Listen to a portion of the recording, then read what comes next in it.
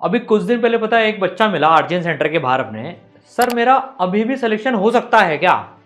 मैंने कहा भाई तू पहले ये तो बता तू कौन सी क्लास में है, क्या कर रहा है, तू ऐसा सवाल मतलब क्यों पूछ रहा है अभी मेरे से?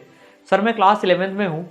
मैंने सर मतलब मेरे को एक सब्जेक्ट के टीचर अच्छे मिले थे, लेकिन सर मैंने उसमें मक्कारी काटी और बाकी 2 सब्जेक्ट के तो मेरे टीचर ही अच्छे नहीं थे, तो उसमें कुछ समझ में ही नहीं आया, तो मैंने उसको ज़्यादा पढ़ा नहीं। सर इतने लाखों बच्चे देते हैं, सबकी तो 11th वेस्ट हुई नहीं होगी।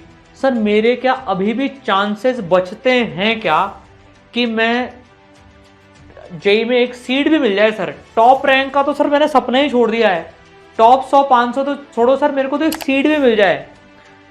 मतलब यार मेरे को देखकर उसको एकदम ऐसा लगा ना, भाई इतना डीमोटिवेशन अंदर क्यों भरा हुआ है कि तुमने अगर अपनी स्टार्ट वेस्ट भी कर दी है तो भाई ये किसने बोला कि पहले अगर फर्स्ट हाफ अगर बैटिंग खराब हो जाए तो पूरा मैच आप हारोगे ही सही।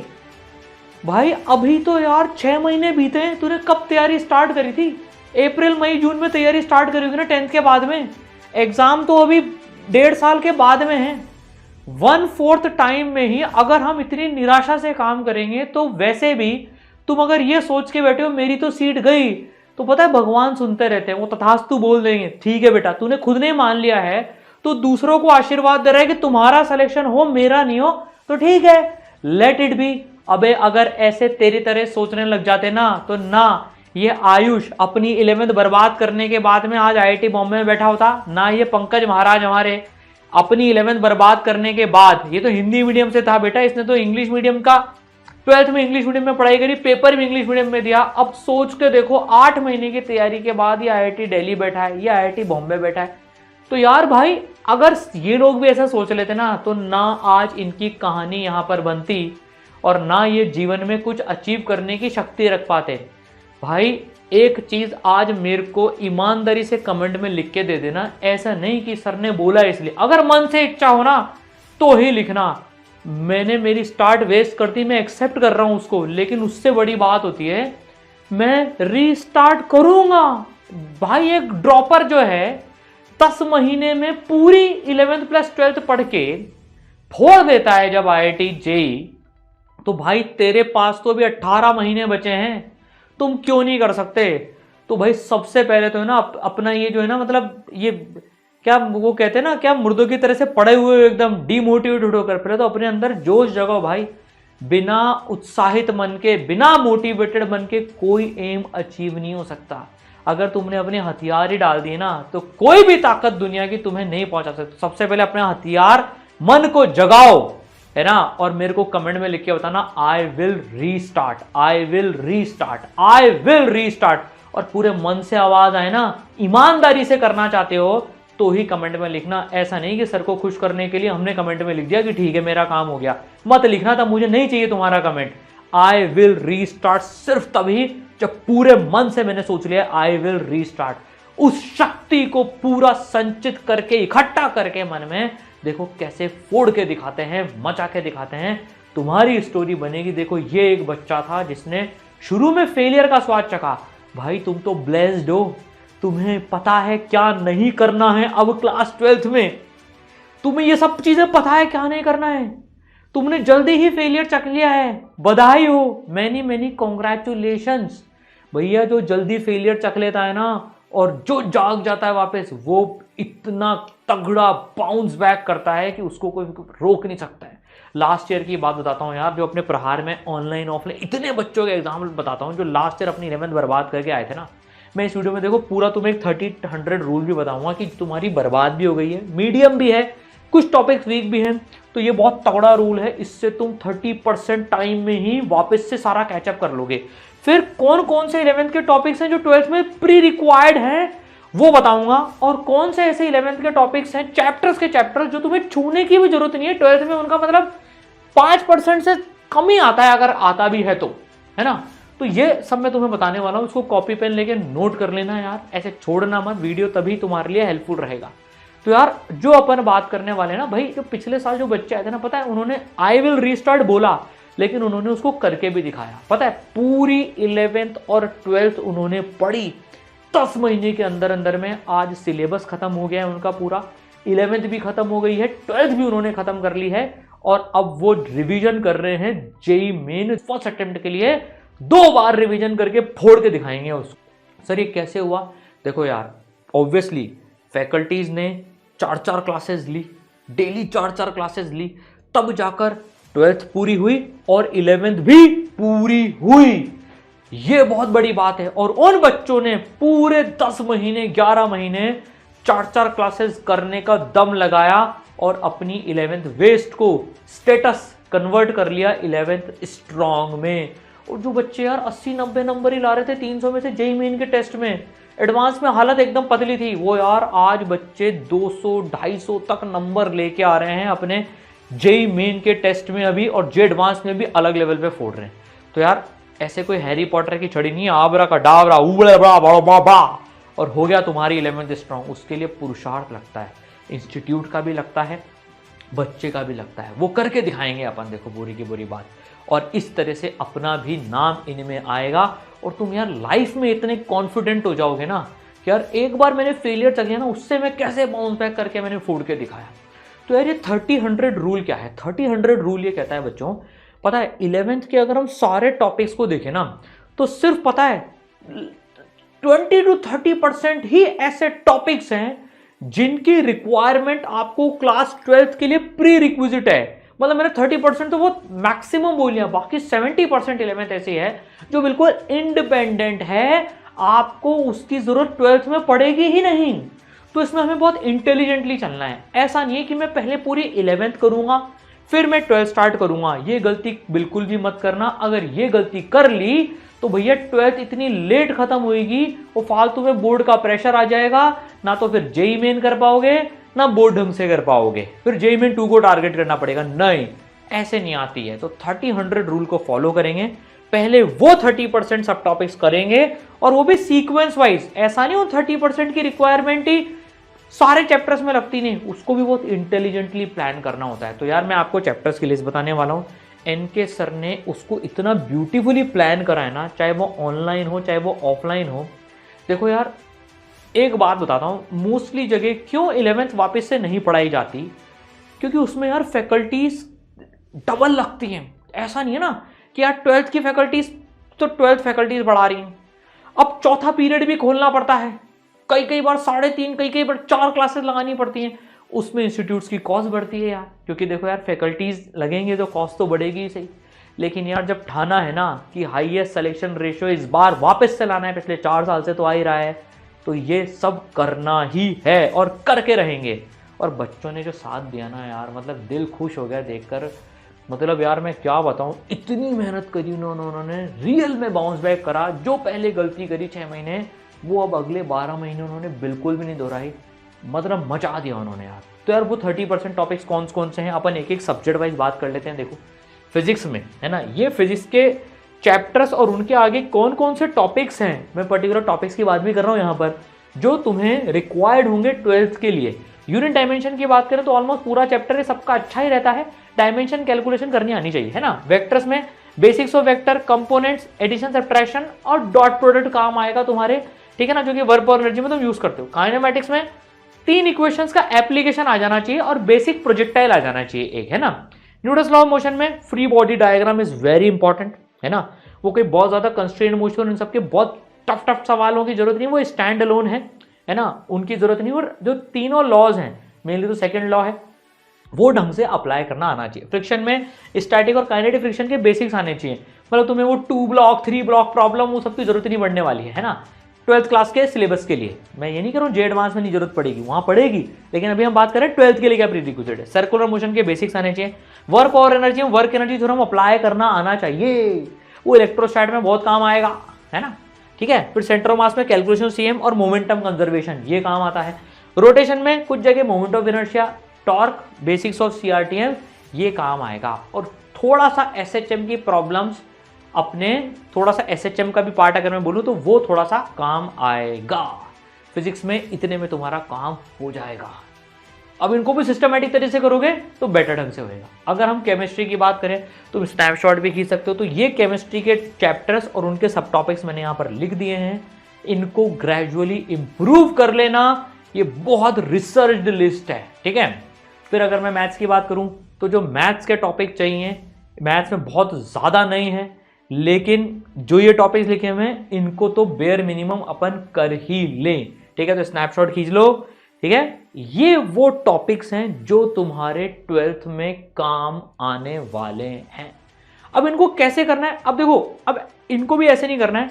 अब एक चीज बताता हूं, जब तुम 12th में जा रहे हो ना, तो तुम्हारे को 12th भी बहुत अर्ली स्टार्ट करनी है। ऐसा मत सोचना कि यार मैं अप्रैल में जाके 12th स्टार्ट करूंगा। अगर मैं अप्रैल में 12th स्टार्ट करता हूं कि सर पहले मैं 11th के एग्जाम दे दूंगा, फिर मैं अप्रैल में 12th स्टार्ट करूंगा, तो भाई तुम्हें ना एकदम हड़बड़ाहट में आ जाओगे।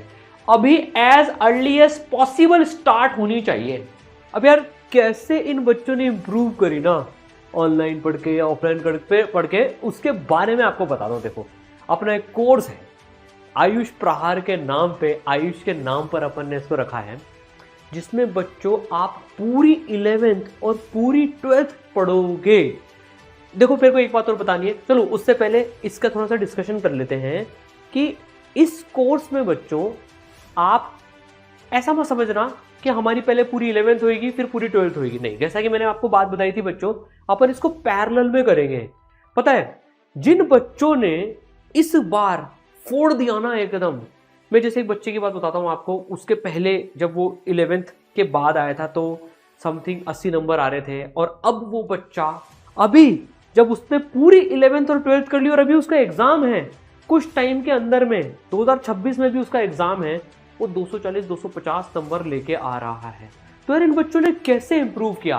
देखो यार, एनके सर को 37 इयर्स का एक्सपीरियंस है, बड़ी बात होती है। देखो यार, वो तो उन्होंने पता है ऐसा प्लान बनाया है बच्चों कि आप 12th भी पढ़ोगे, साथ साथ में 11th भी पढ़ोगे, दोनों इतने बढ़िया तरह से इंटरमिंगल्ड होंगे कि अक्टूबर एंड तक आपका पूरा सिलेबस खत्म हो जाएगा और आप 2 बार रिवीजन करके जेईई मेन 1 में उतर रहे होंगे।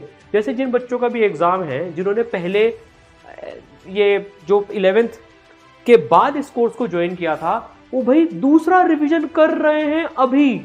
कुछ बच्चों को लगता है सर अगर मेरी 11th अच्छी है तो सर मैं इसमें आ सकता हूँ क्या? बिल्कुल आ सकता हूँ। जैसे कुछ बच्चों की 11th अच्छी भी थी तो उन्होंने क्या करा कि जब उनके 11th के चैप्टर हो रहे थे उन्होंने उसकी क्लासेस स्किप कर दी।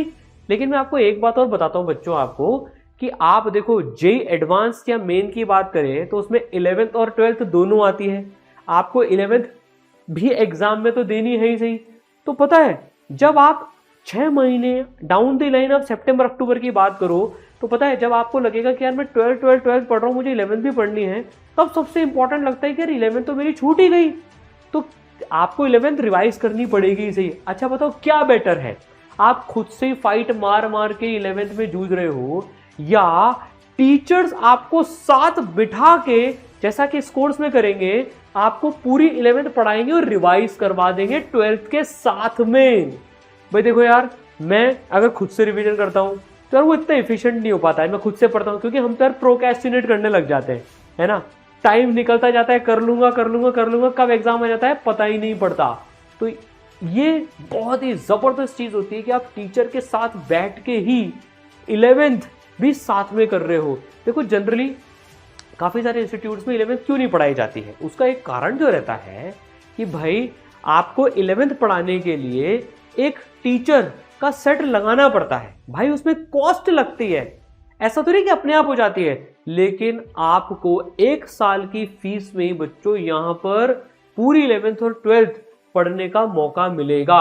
आप कभी क्लास नहीं आओगे, आपने वीडियो वगैरह में देखा होगा कि यार मेंटर का कॉल आ जाता है कि बेटा आप क्लास नहीं आए, आप डिमोटिवेटेड हो, आपको कुछ डिस्कस करना है, तो पूरी 5 लेयर्ड की मेंटरशिप, 2 मेंटर्स आपके साथ में होंगे बच्चों।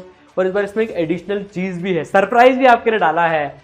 ई सरल का स्पेशल किट जो है जिसमें बैग, पूरे मॉड्यूल, छाता, प्लानर, स्ट्रेटेजी बुक, ये सब आपको मिलेगा फ्री ऑफ कॉस्ट। लेकिन बच्चों ये सरप्राइज जो है पहले 100 बच्चों के लिए ये, उसके बाद ये हट जाएगा, ठीक है। तो लिंक डिस्क्रिप्शन में दे रखिए बच्चों। तो देखो आप तो जिन बच्चों ने फोड़ दिया, जो आज IITs में बैठे हैं, जिनके बारे में मैंने आपको बताया, जो 11th वेस्टेड थे, और भी बहुत सारे बच्चे। देखो मैं आपको कुछ और बारे में बताता हूँ, जैसे ये एक और आयुष है है ना। जिस आयुष की मैंने कहानी बताई थी वो भी IIT बॉम्बे गया, उसके नाम पे पहले कोर्स रखा था, अब ये आयुष के नाम पर इस बार कोर्स रखा है। इसने इसके पहले वाले आयुष के उसने इनरोल किया था 11th वेस्ट करने के बाद में, और आज ये IIT बॉम्बे के फर्स्ट ईयर में बैठा है, इसी साल गया है। जेईई मेन में भी 99.7 मारी और IIT बॉम्बे पहुंचा। और बहुत सारे बच्चे, अमन ने 11th ऑलमोस्ट पूरी निपटाई दी थी, तो हार ही मानने वाला था, और आज देखो IIT बॉम्बे में बैठा हुआ है ये बच्चा। तो भाई कैसे इन्होंने करा, क्या करा, आप भी पूरी 11th और 12th पढ़ के फोड़ दोगे, मचा दोगे बच्चों, ठीक है। बस आपको ना मेहनत करनी है। मैं आपको एक बात जरूर बताना चाहूंगा, देखो जिन बच्चों ने करी ना, उन्होंने यार पूरी 4 क्लासेस करके, मेहनत करके 11th और 12th करी है। टीचर्स ने उनको करवाई है, पूरे सिस्टम ने उनके साथ मेहनत करी है, और उन बच्चों ने लग कर एकदम मेटिकुलसली अपनी किस्मत बदल ली यार। तो भाई अब मौका आपका है, आप करोगे ही सही, करके मानोगे। देखो ई-सरल पिछले 5 साल से हाईएस्ट सिलेक्शन रेशो ई-सरल के बच्चे लेके आ रहे हैं। देखो जब एक एक बच्चे पर मेहनत होती है ना, तो सिलेक्शन होता ही है। आपको बस अपनी, कहते हैं ना, कुर्सी की पेटी बांधनी है and go with the flow, और बेस्ट चीज पढ़नी है। मैं एक चीज और बताऊंगा आपको इसमें बच्चों, जेईई एडवांस का जो एग्जाम है ना, देखो वो टफ लेवल का एग्जाम होता है। मैं काफी सारे बच्चों से सुनता हूँ कि सर हम तो इजी कंटेंट पढ़ लेते हैं और हमको सब समझ में भी आता है। देखो यार मैं मेरी बात भी बताऊँ ना, पता है जब मैं पढ़ता था ना, तो हर क्लास में लगभग 10 से 20% कंटेंट ऐसा होता था भाई जो ऊपर से जाता था, लेकिन उसमें उसको समझने के लिए फाइट मारते थे, तो अपना लेवल बढ़ता था। तो यार देखो जब आपको कोटा की टॉप फैकल्टीज पूरे एडवांस लेवल का कंटेंट पढ़ाएगी ना, तब जाके सिलेक्शन होता है बच्चों। अगर हम इस मुकालते में रहेंगे कि बस हमने आसान कंटेंट पढ़ लिया, तो हम अभी तो खुश हो जाएंगे, आसान पेपर दे दिया, आसान मॉड्यूल कर लिए, खुश है, अच्छी बात है। लेकिन जब असली जेईई एडवांस का पेपर आएगा, तब हमको एकदम से शौक लगता है, भाई ये तो मैंने कुछ देखा ही नहीं अभी तक। तो वो नहीं होना चाहिए। तो अगर एडवांस में रैंक लानी है, फोड़ना है, तो रियल कंटेंट पढ़ना पड़ेगा। ये बोर्डबाजी और बोर्ड छाप से कोई फायदा नहीं होएगा। देखो बच्चों, अच्छा कुछ बच्चों को होता है सर हमें ऑनलाइन नहीं पढ़ना, हमारी ऑफलाइन में ज़्यादा अच्छे से पढ़ाई होती है। तो भाई जो ऑफलाइन आना चाहते हैं उनके लिए गुरुकुल कोटा में जो है ई-सरल का, वो है बच्चों ऑफलाइन क्लासेस। वहाँ पर अभी जो नया ग्रुप आने वाला है 26 जनवरी से जो आने वाला है बच्चों, उसके लिए आप एनरोल कर सकते हो। स्पेशल फी बेनिफिट है फर्स्ट 100 बच्चों के लिए। और देखो यार इसमें बिल्कुल लिमिटेड सीट्स होती है, तभी तो एक एक बच्चे पे ध्यान दिया जाता है। अभी पता है मैं कुछ दिन पहले एक बच्चे से मिला, उसने पता है क्या बात बोली कि सर मतलब मैं जहाँ पहले पढ़ता था ना, 6 महीने हो गए मेरे को, मैंने सर अपने डायरेक्टर्स को सिर्फ फोटो वगैरह में देखा है, मैं कभी आपसे मिला ही नहीं। और सर यहाँ तो मैं एडमिशन के पहले ही आपसे मिल लिया। देखो जो भी है ठीक है, जब एक एक बच्चे पर मेहनत होती है ना, तो हाईएस्ट सिलेक्शन रेशो आता है। और 2027 में आप भी उस हाईएस्ट सिलेक्शन रेशो का पार्ट होने वाले हो। तो बच्चों जान लगा देंगे मिलकर, अपन फोड़ देंगे हाईएस्ट सिलेक्शन रेशो। तो ई-सरल से ही बच्चों आप ला के दिखाओगे, ये पक्की बात है। एक अब रीस्टार्ट का टाइम है, बहुत पावरफुल अपने को रीस्टार्ट करनी है। तो बच्चों आयुष प्रहार स्पेशल आपके लिए है, मिलकर मेहनत करेंगे, मचाएंगे बच्चों। Wish you all the best.